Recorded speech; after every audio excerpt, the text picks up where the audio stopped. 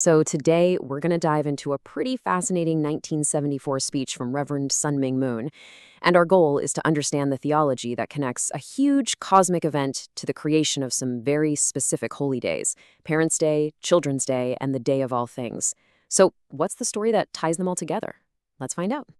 Okay, so everything really boils down to this one idea. It's suggesting that our reality is, well, broken. That in a perfect world, we'd only need one single day to celebrate everything. Right away, you have to ask, what exactly is this human fall, and how did it manage to shatter that one perfect day into several? To get the answer, we've got to go back to the beginning. To really get the solution, you first have to understand the problem. The speech starts by painting this picture of two completely opposite realities: a perfect, ideal world as it was meant to be, and the world we're in now, what it calls the fallen world. So on the one hand, you've got this ideal world of absolute harmony, where God, humanity, and all of creation are just totally connected in a state of shared joy. But then on the other side, there's our world, the fallen one. And in this version, that connection is totally severed. It leads to sorrow, God turning away, and a creation that's now dominated by what the text calls an evil power. Okay, so what does this fall actually mean in practice? Well, the text describes a state of universal suffering that goes way beyond just people.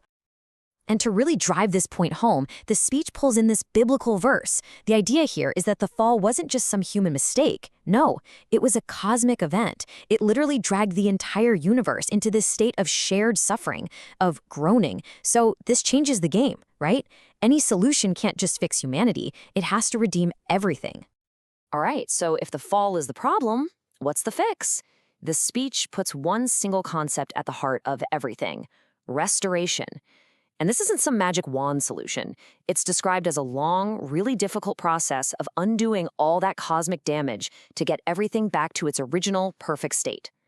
But how does something this huge actually get fixed? According to the speech, it's not free, not at all.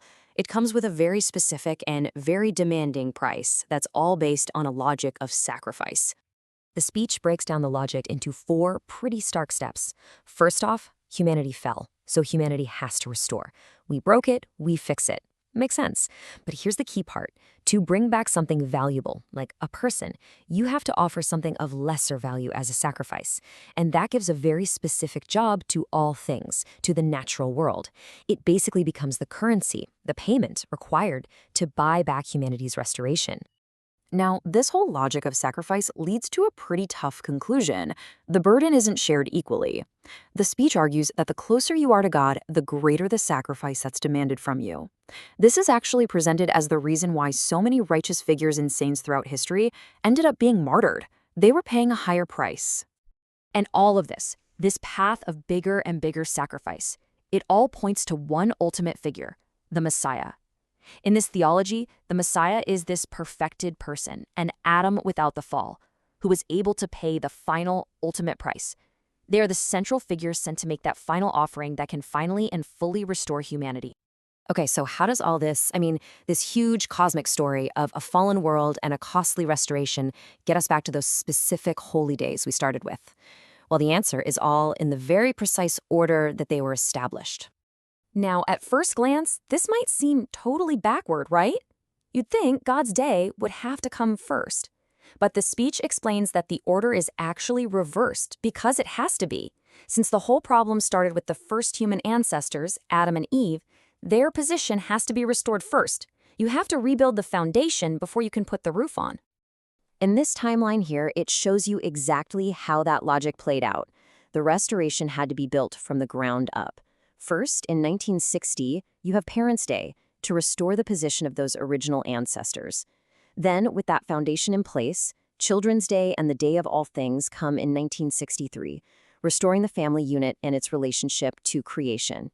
And only then, only when that human foundation was solid, could God's Day finally be established in 1968.